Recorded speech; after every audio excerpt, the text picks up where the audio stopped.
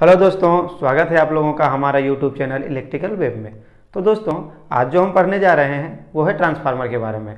तो चलिए पता करते हैं कि ट्रांसफार्मर होता क्या है, ट्रांसफार्मर काम कैसे करता है, इसमें से कौन कौन से मेजर लॉसेस होते हैं और कौन कौन से कूलिंग सिस्टम वगैरह देते हैं।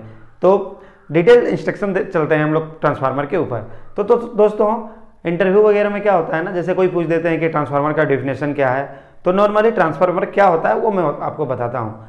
तो transformer is a static device which transformer का मतलब ही होता है transfer, which transfer electrical power from one circuit to another circuit. ये इलेक्ट्रिकल पावर को एक सर्किट से दूसरे सर्किट में पावर को ट्रांसफर करता है, इसलिए हम इसे ट्रांसफार्मर कहते हैं। और इसका एक कंडीशन है कि आपका फ्रीक्वेंसी लेवल जो होता है वो सेम होनी चाहिए, लेकिन वोल्टेज और करंट जो होता है वो डिफरेंट होता है। तो डेट मीन जब आप ट्रांसफार्मर का पूरा डिफिनेशन देने जाएं तो इस तरह बोलें कि transformer is a static device which transfer electrical power from one place to another place at same frequency but different voltage level.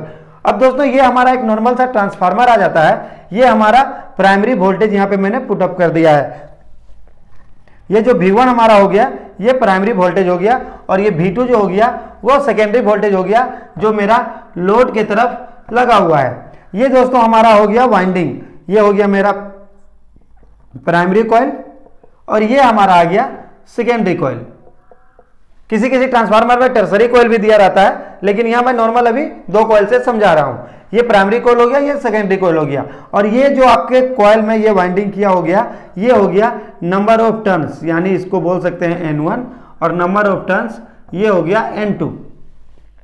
दोस्तों, ये सब ये बता रहा हूं मैं कि आपका कोई ट्रांसफार्मर का रेशियो वगैरह पूछता है तो ऐसे निकालने के लिए मैं बता दे रहा हूं। ये हो गया N2 और ये हो गया N1 और ये हो गया N2। यहां पे दोस्तों हो गया मेरा फ्लक्स, ये हमारा हो गया फ्लक्स।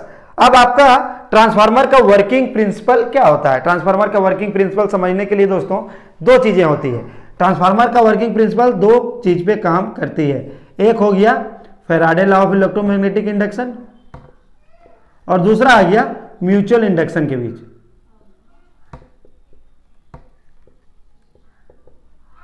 इसी दो प्रिंसिपल पे हमारा कोई भी ट्रांसफार्मर हो वो काम करता है। पहला तो आ गया Faraday law of electromagnetic induction. क्या होता है दोस्तों, आप लोग भली भांति जानते हैं कि जब कोई कंडक्टर किसी भी मैग्नेटिक फील्ड को कट करता है तो उसमें ईएमएफ बनता है, ईएमएफ प्रोड्यूस होता है। तो ये हमारा तो फैराडे लॉ हो गया। लेकिन म्यूचुअल इंडक्शन वो होता है मेरे दोस्त, जब ये मैग्नेटिक फ्लक्स लिंक करेगा किसी दूसरे कॉइल में, किसी दूसरे कॉइल के साथ लिंक करेगा ये फ्लक्स, ये ऐसे ऐसे करके लिंक करता है। तो जब मेरा लिंक करेगा तो इसमें भी म्यूचुअल इंडक्शन की वजह से ईएमएफ प्रोड्यूस होता है। तो हमारा ट्रांसफार्मर में भी इन दोनों के बीच कुछ भी पार्ट्स लगे नहीं होते हैं, ये हमारा इस फ्लक्स के ऊपर ही काम करता है। मैं वोल्टेज सप्लाई इसमें देता हूं और यहाँ पे ये फ्लक्स कट करने के बाद ईएमएफ प्रोड्यूस होता है। ये फ्लक्स जाकर क्या करता है, ये इस फ्लक्स को जाकर सेकेंडरी वायरिंग में लिंक होता है, और लिंक होने के बाद फिर वहां पे ईएमएफ प्रोड्यूस होता है और जिससे हमें आउटपुट मिलता है। इसको दोस्तों कहा जाता है core of transformer. Core of transformer जो कि आयरन का बना होता है, और ये इसमें ट्रांसफार्मर की दो वाइंडिंग हो गई बीच में, ये हमारी ट्रांसफार्मर की वाइंडिंग हो गई। ये हमारा कोर हो गया और ये हमारा वाइंडिंग हो गया। अब दोस्तों, ट्रांसफार्मर किस प्रिंसिपल पे काम करता है मैं आपको बता दिया। एक Faraday law of electromagnetic induction और दूसरा होता है म्यूचुअल इंडक्शन के ऊपर काम करता है। तो दोस्तों, हमारा जो ट्रांसफार्मर का टर्न रेशियो होता है उसको आप इस तरह लिख सकते हैं कि V2/V1 बराबर N2/N1 बराबर I1/I2, जहां पे V2 बराबर हो गया सेकेंडरी वोल्टेज, V1 हो गया प्राइमरी वोल्टेज, N2 हो गया सेकेंडरी का टर्न, सेकेंडरी कॉइल का turn, number of turns, N1 हो गया प्राइमरी कॉइल्स का नंबर ऑफ टर्न, I1 हो गया प्राइमरी साइड करंट, और I2 हो गया सेकेंडरी साइड करंट। ये हमारा जो है ट्रांसफार्मर का टर्न रेशियो ऐसे होता है। उसके बाद दोस्तों आप चलते हैं ट्रांसफार्मर के लॉसेस के ऊपर। तो ट्रांसफार्मर में दोस्तों दो तरह का लॉसेस होता है, एक होता है आयरन लॉसेस और दूसरा होता है कॉपर लॉसेस। आयरन लॉसेस दोस्तों जैसा कि ट्रांसफार्मर का जो कोर होता है वो आयरन का बना होता है, जिसकी वजह से उसमें जब ट्रांसफार्मर हमारा लाइन में आता है तो उसमें हीट जनरेट होती है और हीट की वजह से जो लॉसेस होते हैं उसे आयरन लॉसेस कहते हैं। और सेकेंडरी कॉपर लॉसेस होता है दोस्तों, जो कि मेरा ट्रांसफार्मर के दोनों वाइंडिंग में होता है। तो आयरन लॉसेस, फिर भी आयरन लॉसेस में दो तरह के लॉसेस आते हैं, एक होते हैं हिस्टैरिसीस लॉसेस और दूसरा होता है ईडी करंट लॉसेस। ये दोनों ट्रांसफार्मर के कोर में होते हैं और ये वाला ट्रांसफार्मर का कॉपर लॉसेस वाइंडिंग में होता है। अब तो दोस्तों ट्रांसफार्मर का कूलिंग करने के लिए मेनली हम लोग 4 सिस्टम यूज करते हैं। पहला हो गया oil natural, air natural, on-N जिसको बोलते हैं। दूसरा हो गया ऑयल नेचुरल एयर फोर्स, जिसको ONAF भी कहा जाता है। तीसरा हो गया oil force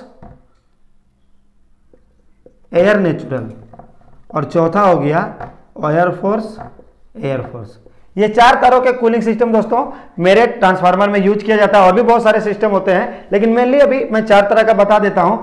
oil natural, air natural, जिसमें दोनों ही नेचुरल तरह से हमको ट्रांसफार्मर मिलता है, कुछ भी हमको ऑक्सिलरी सिस्टम लगाने की जरूरत नहीं पड़ती है ट्रांसफार्मर को कूलिंग करने के लिए। तो दोस्तों ट्रांसफार्मर का कूलिंग का जो मैं आपको समझा रहा हूं, कूलिंग और ट्रांसफार्मर, इसको जानने से पहले आप ये जान लीजिए कि ट्रांसफार्मर को कूलिंग क्यों करना है, कूलिंग करना क्यों जरूरी हो जाता है। तो दोस्तों इससे पहले जैसा कि मैंने आपको बताया था कि ट्रांसफार्मर में हमारा 2 लॉसेस हो जाते हैं, तो उन दोनों लॉसेस को कम करने के लिए, हमारा ट्रांसफार्मर हीट ना हो, तब लॉस क्या हो रहा है, आयरन लॉसेस हो रहे हैं, कॉपर लॉसेस हो रहे हैं, किसकी वजह से, हीटिंग की वजह से। तो हीटिंग ना हो इसके लिए हम लोग ट्रांसफार्मर को कूलिंग सिस्टम लगाते हैं। तो इसमें 4 तरह के कूलिंग होते हैं। एक ऑयल नेचुरल, एयर नेचुरल, जो कि हमारा ऑयल वगैरह भरा हुआ रहता है वो नेचुरली टाइप से होता है। दूसरा दोस्तों oil natural air force, force तरह से एयर, जिसमें आप फैन वगैरह ट्रांसफार्मर के चारों ओर लगा सकते हैं, वो हो गया ऑयल नेचुरल एयर फोर्स। तीसरा हो गया दोस्तों ऑयल फोर्स एयर नेचुरल। अब एयर मेरा नेचुरल रहेगा लेकिन ऑयल फोर्स से हो जाएगा, तब मैं क्या करूंगा, कोई पंप वगैरह ऑयल के सर्कुलेटिंग पाथ बना दूंगा और एक पंप लगा दूंगा ट्रांसफार्मर के चारों ओर, तब हो जाता है मेरा ऑयल फोर्स। और जिसमें दोनों होते हैं कि एक पंप भी लगा दिया और एक फैन भी लगा दिया, रेडिएटर की वजह से रेडिएटर लगा दिया, जिसकी तरफ से एयर मेरा कूलिंग सिस्टम प्रोवाइड करेगा ट्रांसफार्मर को। तो ये हमारे 4 तरह से कूलिंग सिस्टम यूज किया जाता है ट्रांसफार्मर के लॉसेस को कम करने के लिए। अब दोस्तों आ जाते हैं टाइप्स ऑफ ट्रांसफार्मर। तो दोस्तों टाइप्स जो होते हैं ट्रांसफार्मर के वो बहुत सारे होते हैं, लेकिन यूजेज के आधार पर जो होते हैं वो मैं आपको बता देता हूं। पहला होता है पावर ट्रांसफार्मर, दूसरा होता है डिस्ट्रीब्यूशन ट्रांसफार्मर, तीसरा होता है ऑटो ट्रांसफार्मर और चौथा होता है इंस्ट्रूमेंट ट्रांसफार्मर। तो दोस्तों पावर ट्रांसफार्मर उसे कहते हैं जिसको हम 66 केवी से ज्यादा पे यूज करते हैं। और पावर ट्रांसफार्मर और डिस्ट्रीब्यूशन ट्रांसफार्मर लगभग दोनों सेम ही है।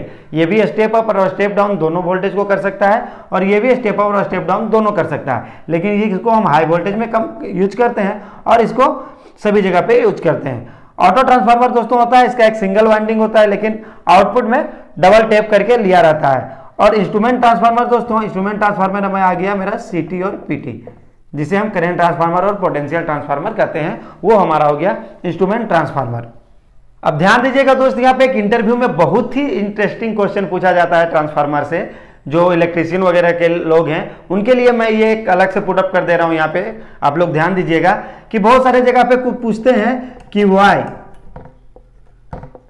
Transformer is rated in KVA not in kilowatt. देखिए दोस्तों, ये क्वेश्चन जो है बहुत ही इंपॉर्टेंट है कि हमारा ट्रांसफार्मर को हम KVA, MVA, VA में क्यों नोट करते हैं और किलोवाट में हम क्यों नहीं लेते हैं। जैसे मोटर को बोला जाता है ना 7.5 किलोवाट का है, 3 किलोवाट का है, लेकिन ट्रांसफार्मर आप कभी भी देखिएगा तो मेरा 1 MVA का ट्रांसफार्मर है, 2 MVA का ट्रांसफार्मर है, 100 KVA का ट्रांसफार्मर है, तो हमेशा ट्रांसफार्मर को KVA में लेते हैं। ऐसा क्यों? तो दोस्तों ऐसा क्यों होता है इसका मैं बता रहा हूं। इसका 2 रीजन है। ट्रांसफार्मर को हम KVA में क्यों लेते हैं, इसका 2 रीजन है।